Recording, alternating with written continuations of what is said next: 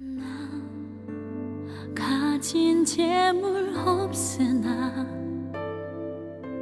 나 남이 가진 지식 없으나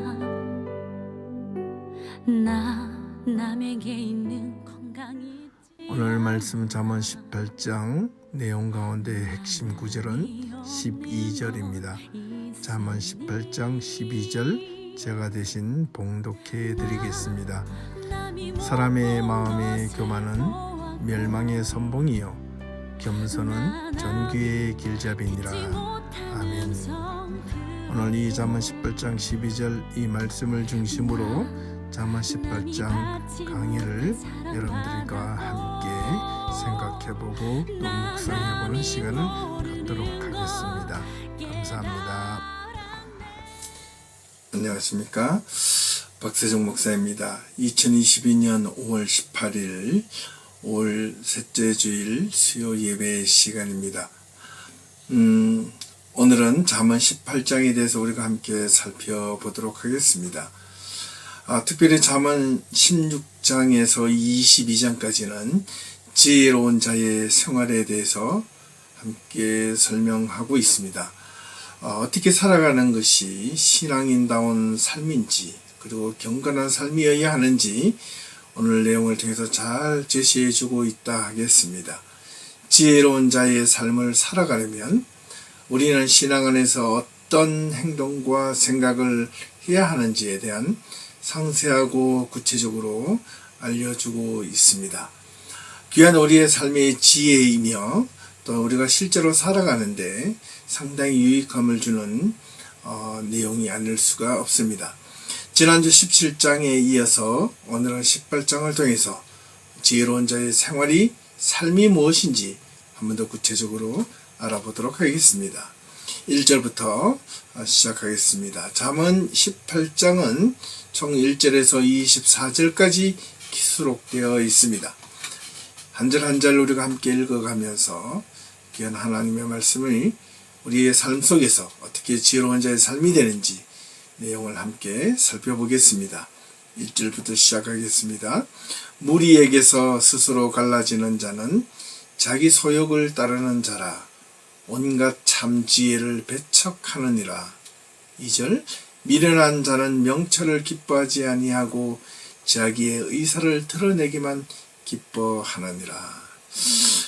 지혜로운 자의 삶이 첫 번째는 무리에서 이탈하지 않고 무리와 함께 어울릴 수 있는 그런 마음을 가질 것을 요구하고 있습니다. 무리에게서 스스로 갈라지는 자는 자기 소욕을 따르는 자라 이기적인 자다. 그래서 온갖 참 지혜를 배척하고 또한 미련한 자는 명철, 분별력을 기뻐하지 아니하여 자기 의사만, 자기 주장만, 자기 고집만 나타내기를 좋아하는 자이다. 이렇게 설명하고 있습니다.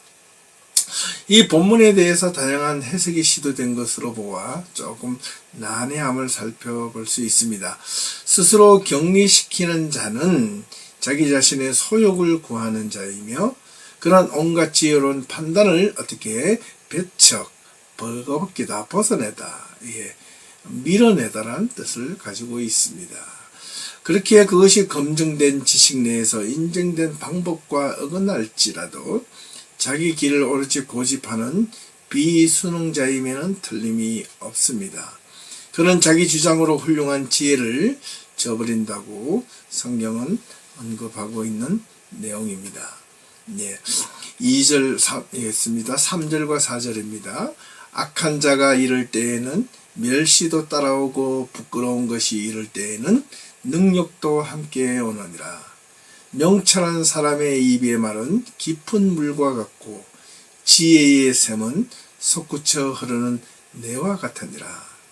악한 자가 이를 때에는 악인이 올 때에는 무엇이 멸시 또는 천대도 같이 오고 부끄러운 것 이거는 불명예를 의미합니다. 불명예가 이를 때 올 때에는 능력도 함께 온다. 수치도 함께 온다라는 겁니다. 이것은 외적인 부끄러움과 능멸을 내적인 악함과 비열함의 결과로 따라오는 것임을 분명하게 표현하고 있는 내용입니다. 명철한 사람의 입의 말은 깊은 물과 같고 지혜의 샘은 솟구쳐는 내와 같다. 당연한 것이죠.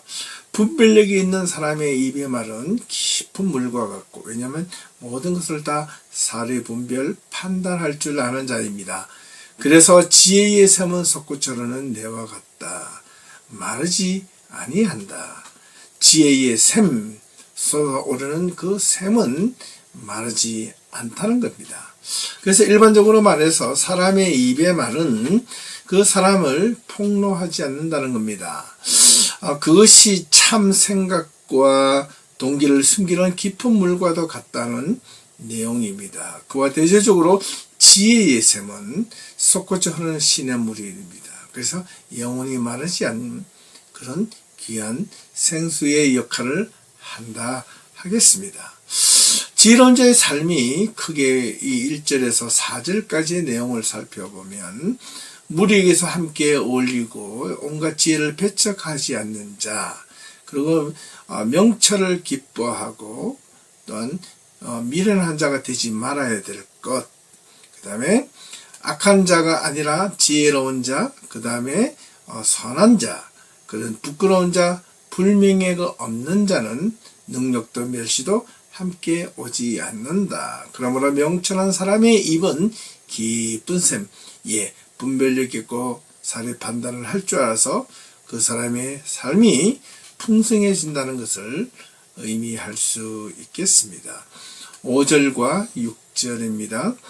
악인을 두둔하는 것과 재판할 때에 의인을 억울하게 하는 것이 선하지 아니하니라. 미련한 자의 입술은 다툼을 일으키고 그의 입은 매를 자청하느니라.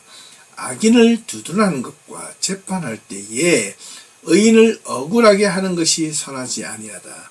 또한 당연한 이야기입니다. 하나님은 여기서 도덕적 판단을 뒤엎는 것을 정죄하신다는 뜻입니다. 세상은 의인이 악인이 되기도 하고 악인이 의인처럼 변모하고 변질되기도 합니다. 이러한 사실을 하나님은 반드시 싫어하시고 그것을 정죄하신다는 내용일 것입니다. 악인을 편드는 것은 결과적으로 그들의 악을 눈감아 준다는 뜻이 되겠고요. 악인의 의를 빼앗는 것은 진리를 사형대에 놓고 거짓을 보좌에 놓는 것과 같다라는 말과 같다 하겠습니다. 입을 크게 벌리는 자, 미련한 자는 항상 다툼과 문제를 일으키지만 수정뱅이도 그런 면에서 탁월하게 잔소리와 실없는 소리를 많이 하겠죠. 그렇게 해서 그가 얻는 것은 무엇이다? 멍든 눈과 타박상과 찰과상, 온갖 주정부리를 다 하고 해코지하고 스스로 멸망의 길, 타락의 길로 걸어가는 모습이라 하겠습니다. 미련한 자의 입술은 다툼, 분쟁, 시기, 질투를 일으키나 그의 입은 매를 자청한다. 왜 미련한 자가 입이 매를 자청합니까? 자기 주장만 하고 자기만 기뻐하는 그런 자기 고집 때문에 그렇다는 겁니다. 7절과 8절입니다. 미련한 자의 입은 그의 멸망이 되고 그의 입술은 그의 영혼의 그물이 되느니라. 남의 말하기를 좋아하는 자의 말은 별식과 같아서 뱃속 깊은 데로 내려가느니라. 미련한 자의 말은 그의 멸망이 된다는 말은 그의 거칠고 상스러운 언어, 어리석은 자는 말을 쉽게 합니다. 분별력 있게 말을 가려서 하지 못합니다. 하고 싶은 말만 합니다. 그래서 거칠고 상스럽다는 뜻입니다. 그의 결말은 종국적 파국을 불러일으킨다는 뜻이며 또한 별식이 된다는 이 말은 상처가 골마서 터질 것이 된다는 겁니다. 남의 말을 좋아하는 자는 결국 그 말이 자기에게 돌아와서 언젠가는 그것이 터져버린다는 사실입니다. 그래서 그것이 나중에는 결국에는 화가 미칠 것이라는 것을 반증해 주고 있는 이야기입니다. 그렇다면 이 지금까지 이야기를 보면 미련한 자는 말을 좋아한다는 말은 쉽게 말을 한 반면 지혜로운 자는 말을 삼가하고 진중하게 한다는 뜻일 것입니다. 9절과 10절 자기의 일을 게을리하는 자는 폐기하는 자의 형제니라. 여호와의 이름을 견고한 망대락 의인은 그리로 달려가서 안전함을 얻느니라. 폐기하는 자, 자기의 일을 게을리하는 자는 폐기하는 자의 형제다. 부패하다, 망하다, 타락하다는 뜻입니다. 자기의 일을 게을리하는 자는 타락하고 부패하고 망하는 지름길이다 라는 뜻이죠. 당연한 것이죠. 게으른 자는 파괴자와 유사점이 많이 있습니다. 그들은 둘 다 큰 위험 내지 파탄을 불러오기 때문입니다. 그래서 그리피스라는 신학자는 이렇게 말했습니다. 오늘날 우리는 불량 자동차와 불량 비행기와 불량 건물 등이 치명적인 사고를 일으키는 원인임을 알고 있듯이 직장과 교회 안에서도 책임감의 결여가 협력 관계를 무너뜨릴 수 있고, 특히 교회는 사단의 공격에 의해서만이 아니라 무관심과 게으름을 통해서도 오히려 교회가 분열될 수 있다라는 것입니다. 참 중요한 무관심과 교회를 위해서 교회가 올바르게 세워지고 교회가 열심히 하고 교회가 재밌게 하려면 관심을 가져야 되고 열심을 내야 되는데 오히려 교회가 무너지는 이유고 분열되는 이유는 무관심과 게으름 때문이라는 것을 기억해야 합니다. 여호와의 이름은 여호와 자신을 이야기하시는 거고 여호와께서 그분을 의지하는 자에게 피난처와 보호자가 되신다는 뜻이고, 그러므로 두려운 시험을 만나거든 여호와의 이름을 부르라. 그러면 그분이 범죄치 않도록 어떻게 인도해 주실 것이다 라고 설명하고 있는 내용입니다. 11절과 12절 부자의 재물은 그의 견고한 성이라. 그가 높은 성벽같이 여기 있느니라. 사람의 마음의 교만은 멸망의 선봉이요 겸손은 존귀의 길잡이니라. 부자는 그의 재물이 그를 보호해 줄 것을 스스로 믿고 의지하기에 재물에 상당히 기대는 경우가 많이 있습니다.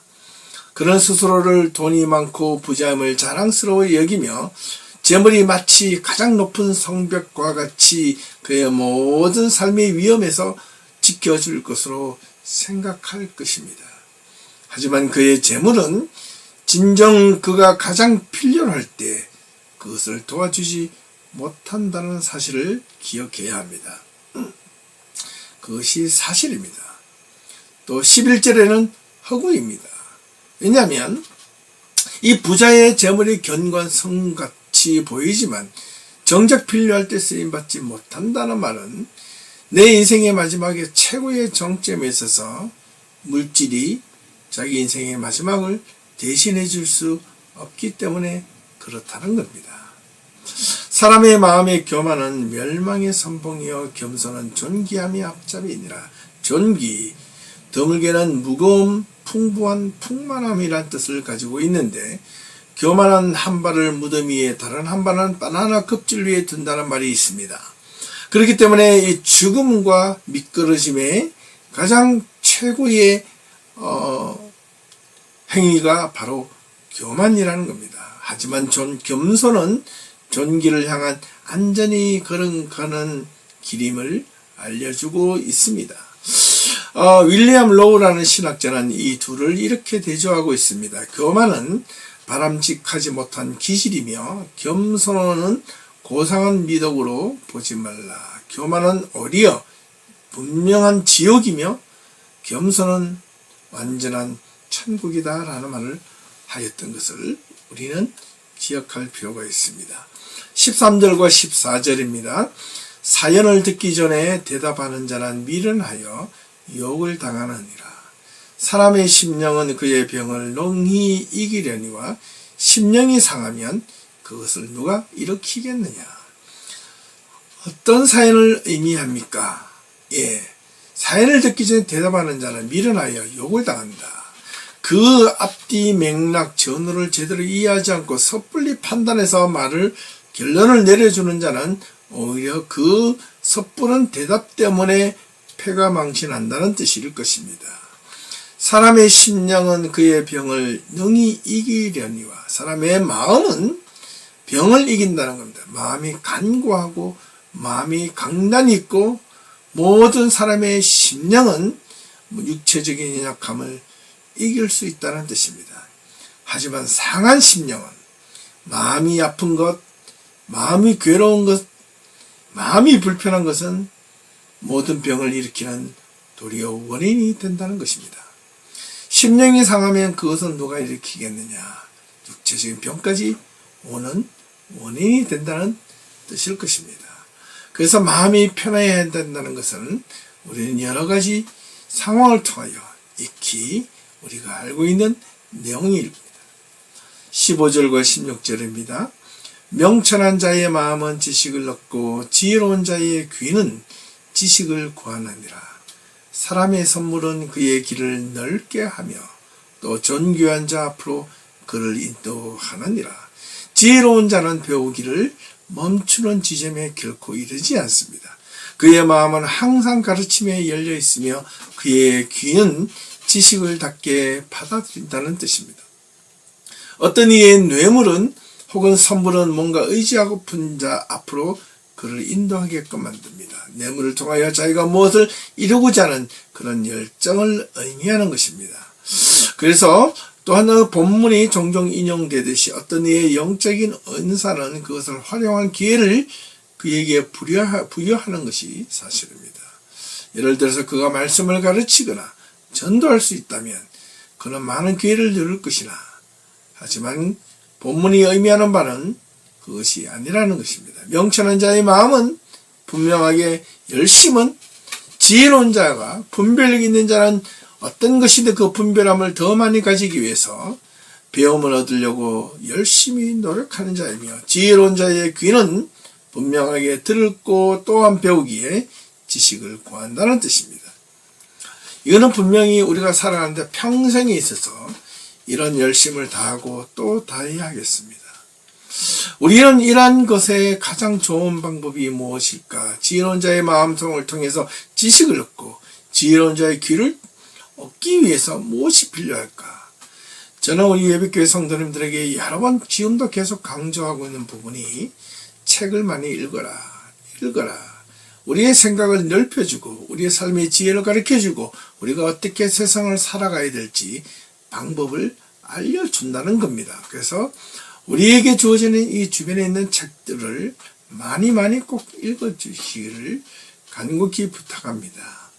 17절과 18절입니다. 송사에서는 먼저 온 사람의 말이 바른 것 같으나 그의 상대자가 와서 밝히느니라. 제비 뽑는 것은 다툼을 그치게 하여 강한 자 사이에 해결하게 하느니라. 자, 어떤 사람이 그 입장을 대변해 준다면 아주 설득력 있게 보이기에 그를 믿기가 상당히 쉽습니다. 대변해 주기 때문에 그렇지 않겠습니까? 혼자 자기 주장을 하는 것보다 주변에서 자기의 생각을 동의하고 의견을 맞춰주고 함께 그것을 이야기해 준다면 그만큼 힘을 넣는 것이 없을 것입니다. 하지만 그의 이웃이 와서 오히려 몇 가지 중요한 질문을 던지면 그것이 옳지 않다고 반문할 수 있고 의문을 제기할 수 있다면 그것은 믿기 쉬운 것이 아니라 오히려 불신하기 쉽다는 것입니다. 제비 뽑는 것은 다툼을 그치게 한다. 왜? 공정하게 보이기 때문에 그렇습니다. 특별히 구약 성서에는 제비를 뽑는 것을 하나님의 선택 가운데 하나라고 보고 있습니다.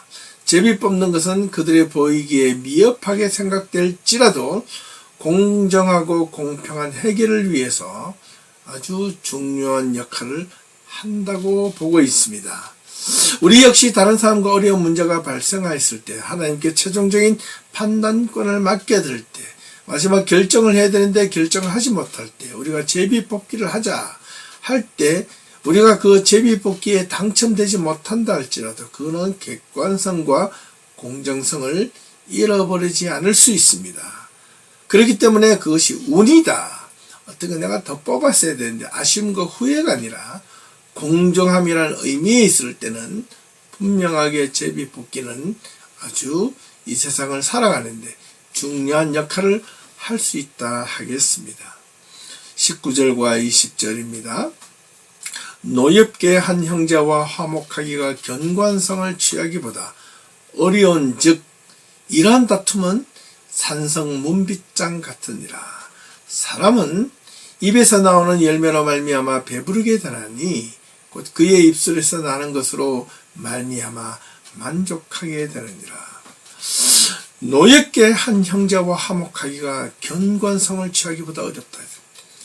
사실요, 가까운 사람일수록 조심하고 서로 우애가 있고 친밀하게 관계를 맺어야 하는데, 가깝기 때문에 우리가 함부로 하고 쉽게 말을 하고 아주 무시하는 태도를 보인다면 오히려 그 관계가 돌이킬 수 없을 만큼 삐뚤어지고 갈라지는 경우를 주변의 상황을 통해서 종종 보게 됩니다.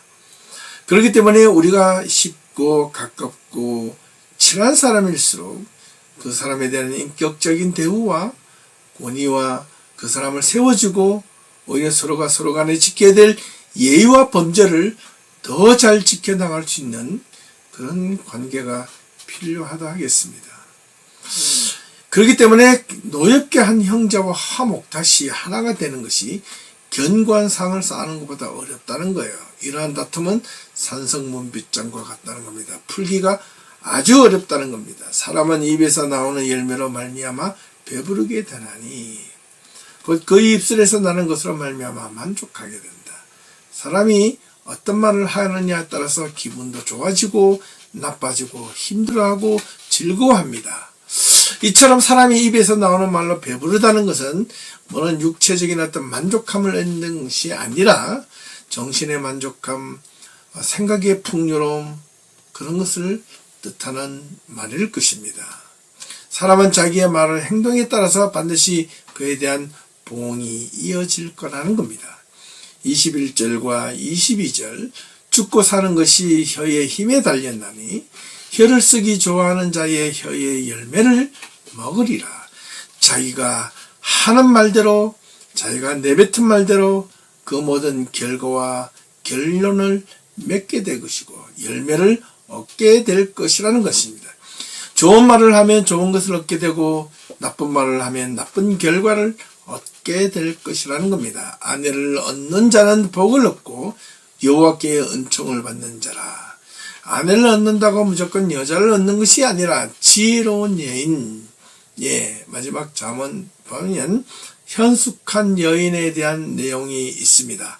현숙한 여인을 얻기 위해서 남자는 어떻게 현숙한 여인을 얻기 위한 방법이 있을까? 잠언 끝장에 가면 그 중요한 단서가 있는데 그때 가서 살펴보기로 하고, 오늘 이 자리에서는 단지 여자, 아내를 얻는 것이 복을 얻는 것이 아니라 현숙하고 지혜롭고 명철 있는 자의 아내를 얻는다는 것이 얼마나 행복하고 감사한 일인지 모른다는 사실입니다. 그런 자야말로 바로 여호와께 은총을 받는 자였다라는 것을 분명하게 제시해주고 있습니다. 그리고 23절과 24절, 가난한 자는 간절한 말로 구하여도 부자는 엄한 말로 대답하느니라. 많은 친구를 얻는 자는 해를 당하게 되거니와 어떤 친구는 형제보다 친밀하느라. 하나도 틀린 말이 없습니다. 가난한 자는 간절함이 필요합니다. 먹고 사는 문제 부족하기 때문에 누군가에게 손을 벌려도 겸손하게 간절하게 부드럽게 부탁을 하지만 반면 부자는 엄히 대답하고 위압하는 태도를 보일 수 있다는 겁니다. 하지만 이와는 반대로 종종 부자도 겸손하고 간절하며 부드러운 자들도 없지 않아 있습니다. 그런 자를 만난다는 것이 결코 쉽지 않을 것이다 라는 것을 분명하게 이야기하고 있습니다. 그렇습니다. 세상은 그렇다는 겁니다. 부자는 가진 것 때문에 교만하고 위압적이고 고압적인 모습을 안 가지려고 해도 스스로 그 풍채에서 나온다는 것입니다. 그것을 없애고 낮아진다는 것이 얼마나 어렵고 힘든가를 우리는 잘 이해할 수 있습니다. 마지막 24절입니다. 많은 친구를 얻는 것은 해를 당하게 된다. 많은 친구를 얻어서 좋은 것도 있지만 그 친구들을 통해서 오히려 자신이 해야 할 일들을 하지 못하고 친구 따라 강남 간다는 말도 있지 않습니까? 오히려 친구 때문에 자기가 해야 할 일들을 하지 못하고 또 해를 당하는 경우가 종종 많이 있다는 겁니다. 하지만 어떤 친구는 누구보다 형제보다 피를 나눈 형제보다 친밀하다 가깝다 더 우애가 있다 더 해를 당하는 것이 아니라 도움이 된다라는 것으로 설명하고 있습니다. 오히려 저는 이렇게 반문을 해보고 싶습니다.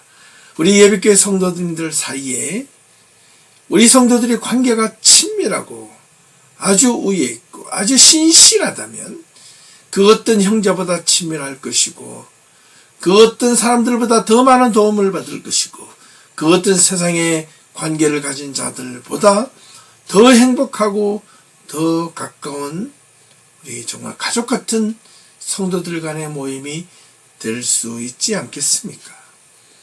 자, 오늘 이 잠언 18장은 그리 어려운 내용은 아닙니다.